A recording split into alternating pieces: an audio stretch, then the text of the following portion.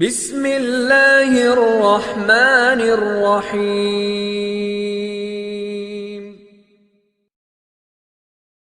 والعصر ان الانسان لفی خسر. اللہ قسم کھا کے کہہ رہے ہیں اور زمانے کی قسم کھا رہے ہیں اور عصر کے وقت کی قسم کھائی اور زمانے کی قسم کس لیے کہ زمانے نے سارے انسانوں کی تاریخ کو دیکھا ہے. پوچھ لو زمانے سے، زمانہ گواہ ہے کون کامیاب رہا اور کون ناکام ہوا.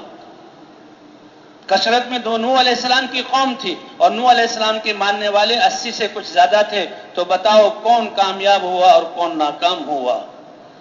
روئے زمین پر سب سے طاقتور قوم جو پیدا ہوئی قوم عاد تھی. اللہ فرماتے ہیں التی لم یخلق مثلها فی البلاد. اتنے بڑے بڑے جسم دیے تھے کہ ان جیسا پھر ہم نے پیدا نہیں کیا، نہ ان سے پہلے نہ ان کے بعد. اور صرف وہی قوم تھی جس کا نام قوم عاد تھا. اپنی طاقت کے گھمنڈ میں آ کر اللہ کو بھول گئے. اللہ نے پکڑا نہیں، سرکشی کر رہے ہیں، ظلم کر رہے ہیں، زمین کو جہاں فساد سے بھرا ہوا ہے، بگاڑ پیدا کیا ہوا، لیکن اللہ نے پکڑا نہیں. اللہ نے نبی بھیجا اور نبی سے کہا دیکھو ان کو میرا تعارف کراؤ، ان کو میری طرف بلاؤ، ان کو لا الہ الا اللہ کے کلمہ سکھاؤ، ان کو میرا اتارا ہوا دین جس سے امن آئے سکھاؤ اور ان سے کچھ نہ مانگو. ہود علیہ السلام محنت کرتے رہے. چند لوگ سمجھدار تھے، وہ سمجھ گئے اور وہ ایمان لائے آئے. باقی اپنے عقل جہاں طاقت کے اکڑ پھونس میں سرکش رہے. اللہ نے ہوا بھیج کر ان کو اڑا دیا. جی ہاں، 7 لیال و 8 ایام. یہ ہوا انسان کے لیے کتنی ضروری ہے کہ آکسیجن یہ ہم سانس لے رہے ہیں اس کے بل بوتے پر جی رہے ہیں. یہ فالج کیوں گرتا ہے کہ دماغوں کی رگوں میں جہاں یہ آکسیجن پہنچنا بند ہو جائے اور وہ حصہ مردہ ہو جاتا ہے. انسان کا چہرہ ہی ٹیڑھا ہو جاتا ہے، انسان کا آدھا جسم مشلول ہو جاتا ہے اور یہ انسان بس صرف ایک زندہ لاش ہے. زندگی گزر رہی ہے کیوں؟ اس آکسیجن کی وجہ سے. اب کتنی اہم یہ ضروری چیز ہے. اور اللہ کیسے آکسیجن پیدا کرتے ہیں؟ ہر انسان 1 منٹ میں 5 دفعہ سانس لیتا ہے. اللہ پورے جسم میں اس کو گھماتے ہیں اور اندر کی علائشوں کو لے کر یہ سانس نکلتا ہے، پھر اللہ صاف کر دیتے ہیں. تو اتنی اہم اور انسان کی زندگی کا دار و مدار جس پر، اسی کو اللہ نے ہلاکت کا ذریعہ بنایا. 7 لیال و 8 ایام. 7 راتیں مسلسل وہ ہوا چلتی رہی اور 7 ایک دن پہلے ایک دن بعد میں 8 دن وہ ہوا ان پر چلتی رہی اور اتنی تیز چلی کہ مضبوط جسم والے ان کو ہوا نے فضاؤں میں اڑایا تو اپنے گھروں میں آ کر اپنے بڑے بڑے گیٹوں کو بند کیا. ہوا گولائی میں گھومی، اس نے ان دروازوں کو اکھاڑا اور ان کو جسموں کو نکال کر فضاؤں میں تنکوں کی طرح یہ اڑ رہے تھے اور بے بس تھے اور ان کو جہاں گردنوں کے بل زمین پر پٹکا. اور پھر جب ہوا بند ہوئی تو ایسے پڑے ہوئے تھے بستیوں میں جیسے انسان جو ہے کھجوروں کے لمبے درخت ایک دوسرے میں گھسے ہوئے ہوتے. اور ایمان والوں کی اللہ نے حفاظت کی، ایمان والوں کی حفاظت کی. ہود علیہ السلام اسی علاقے میں تھے. یہ کوئی 1-2 گاؤں نہیں تھے، یہ میلوں میں پھیلا ہوا علاقہ تھا. ہود علیہ السلام وہیں تھے، ایمان والے ان کے ساتھ تھے. اللہ کا حکم تھا اے ہوا نافرمانوں کو مت چھوڑو اور فرما برداروں کو ذرہ برابر گزن مت پہنچاؤ. ان کے تو دروازے ٹوٹ رہے ہیں، ان کے گھر الٹ رہے ہیں، ان کے جسم ہواؤں میں تنکوں کی طرح جو ہے اوپر جا کر فضاؤں میں جو ہے تیر رہے ہیں اور بے بس ہیں. اور ایمان والوں کے پاس سے ہوا ایسے گزر رہی ہے کہ ان کے کپڑے بھی جو ہے نہیں ایسے ہل رہے کہ ان کو تکلیف ہو، بالکل آرام سے. یہ ہے اللہ کا امر اور یہ ہے تعلق اللہ کا ایمان والوں کے ساتھ. جب ہوا بند ہوئی تو ایمان والے محفوظ ہیں، ہود علیہ السلام محفوظ ہیں اور یہ سب دعویٰ کرنے والے. اللہ کے نبی نے یہ بھی سمجھایا کہ ذرا سوچو تو صحیح، تم کہتے ہو من اشد منا قوہ، ہم سے زیادہ طاقتور اس کائنات میں کون ہے؟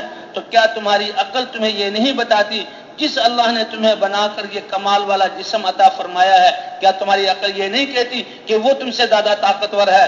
لیکن جب انسان خواہشات کے نشے میں اور دنیا کی محبت کے نشے میں، جیسے نشائی آدمی کسی اپنی ماں کو نہیں جو ہے وہ پہچانتا، اس کی طرف بھی دست درازی کرتا ہے، اپنے باپ کو نہیں پہچانتا، ایسے ہی دنیا کی محبت کا نشہ انسان کو ایسا بگاڑتا ہے کہ یہ بات ان کی سمجھ میں نہیں آئی. اے ہود یہ کیا کہہ رہے ہو؟ کون ہے پیدا کرنے والا؟ کون ہے بنانے والا؟ والعصر ان الانسان لفی خسر. یہ زمانہ گواہ ہے، اس نے قوم عاد کو بھی دیکھا، اس نے قوم سمود کو بھی دیکھا، اس نے قوم شعیب کو بھی دیکھا، اس نے مدین والوں کو بھی دیکھا، اس نے قوم سبا کو بھی دیکھا۔ ایسا بھول جانے والا کہ ابھی چند صدیوں بعد قوم سمود وہ دنیا میں آئی، وہ کہنے لگے یہ قوم عاد، ان کے یہ الٹے ہوئے گھر اور ان کے یہ ہڈیوں کے یہ ڈھانچے اور ان کا یہ ساز و سامان بڑے بیوقوف تھے، انہیں پتہ نہیں کہ اس دنیا میں ہوا بھی آتی ہے تو انہوں نے فضاؤں میں اپنا گھر بنایا۔ ہم ہیں جو مقابلہ بیماری کا مقابلہ اور آسمانی آفتوں کا مقابلہ عقل کے اندھے ان کا مقابلہ کریں۔ ارے اپنے اعمال کو ٹھیک کرو، توبہ کرو، اللہ کی طرف رجوع کرو، اللہ سیلابوں سے بچائیں گے، اللہ آفتوں سے بچائیں گے، اللہ مہلک بیماریوں سے بچائیں گے، اس کا راستہ اللہ کی طرف رجوع کرنا ہے۔ تو وہ بھی عقل کے اندھے اور اپنی صنعت میں بڑے غرور میں کہ قوم عاد تو بڑی بیوقوف تھی، انہوں نے فضاؤں میں اپنے گھر بنا لیے، ہواؤں نے ان کو اڑا دیا، ہم پہاڑوں کو تراش کر محلے اور شہر پہاڑوں کے اندر جو ہے آباد کریں گے، گھر بھی بنائیں گے، ہواؤں کے پہنچنے کا نظام بھی بنائیں گے، روشنی بھی جائے یہ سارا نظام بنائیں گے، محلوں کے محلے پہاڑوں کے اندر آباد ہوں گے۔ اللہ نے ان کے آثار باقی رکھے ہوئے ہیں انسانیت کو دکھانے کے لیے کہ دیکھو کیسے وہ صنعت والے لوگ تھے، لیکن ایمان نہ لائے تو ان کی صنعت نے ان کو نہ بچایا۔ اپنی سمجھ میں تو کتنا پختہ تھے کہ ہوا آئی تو پہاڑوں کا کیا بگاڑ لے گی، ہمارے گھروں تک تو وہ پہنچے گی نہیں، ہم تو پہاڑوں کے اندر اپنے گھروں میں ہوں گے۔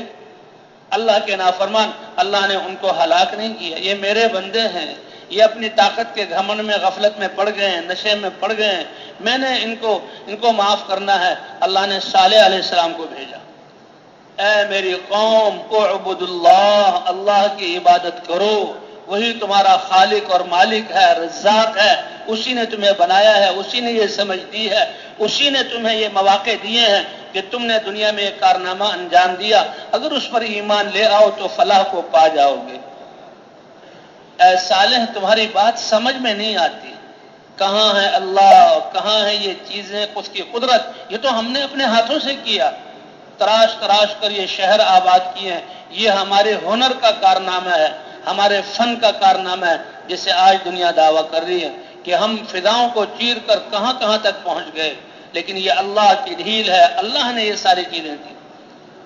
اچھا تم اللہ کے رسول ہو تو ہمیں کوئی معجزہ دکھاؤ، کوئی معجزہ دکھاؤ۔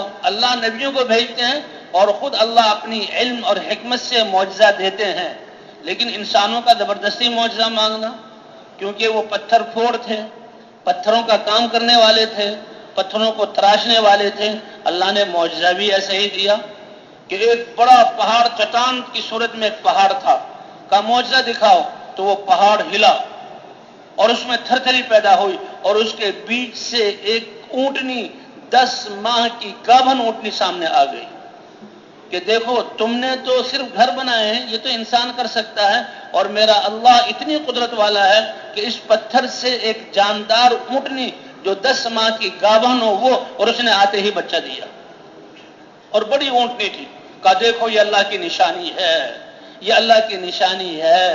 اب مان لو، کچھ لوگ ایمان لے آئے، لیکن ہٹ دھرم لوگ کہتے نہیں ہم نہیں مانتے اس کو۔ اچھا وہ اونٹنی بہت بڑی تھی، بہت بڑی اونٹنی تھی، جب چراگاہوں میں آتی تو سارے جانور ڈرتے اور جس کنویں میں منہ ڈالتی تو سارا پانی کھینچ لیتی، لیکن ایسا ہی نہیں تھا، بلکہ وہ دودھ بھی اتنا دیتی تھی کہ جس گاؤں جس علاقے میں وہ اونٹنی تھی اس کا دودھ اتنا نکلتا تھا کہ سارے لوگ اپنے برتن اس کے دودھ سے بھر لیتے تھے، سارے لوگ اپنے برتن اس کو بھر لیتے۔ اتنی بڑی نشانی کے باوجود بھی جن کے دلوں میں دنیا کی محبت اور اس کا نشہ تھا وہ اس کو نہ سمجھ سکے اور خلاف چلنے لگے۔ اس اونٹنی کو انہوں نے شہید کروایا، اللہ نے ایک چیخ بھیجی، ہوا نہیں بھیجی، فرشتے کی ایک چیخ ایسی کہ وہ اپنے گھروں کے بیچ میں تھے، اس نے کلیجوں کو پھاڑ دیا اور ایسا ہو گیا کہ یہ ہزاروں کی بستیاں اور یہ ہزاروں کی قوم کہ کوئی سانس کی آواز بھی کہیں نہیں رہی۔ فَأَصْبَحُوا فِي دَارِهِمْ جَاثِمِينَ کہ اپنے گھروں میں گھٹنے کے بل اوندھے پڑے ہوئے تھے اور کوئی سانس لینے والی چیز باقی نہیں تھی، اللہ نے ان کو ہلاک کیا اور صالح علیہ السلام اور ایمان والوں کو بچایا۔ کتنے قصے اللہ نے بیان کیے۔ قسم ہے زمانے کی، سارے انسان نقصان میں ہیں، مگر وہ جو ایمان والے ہوں، ایمان سب سے بڑی دولت، ایمان سب سے بڑا یقین، ایمان وہ جو امن دلائے انسان کو۔ جب اللہ کی ذات پر ایمان ہے، یقین ہے اللہ کرنے والے، تو یہ انسان کسی حال میں پریشان نہیں ہو سکتا، اور اس انسان کو اللہ پریشان نہیں ہونے دیں گے۔ اسلام پر ہیں تو سلامتی ہی سلامتی ہے۔ ہم ایمان والے کہہ رہے ہیں، امن نہیں ہے تو یہ اپنے ایمان کی خیر منائیں۔ اسلام والے ہیں، سلامتی نہیں ہے تو ہم دیکھیں کمی کہاں پر ہے۔ یہ نبیوں کی محنت اسی لیے ہوتی ہے۔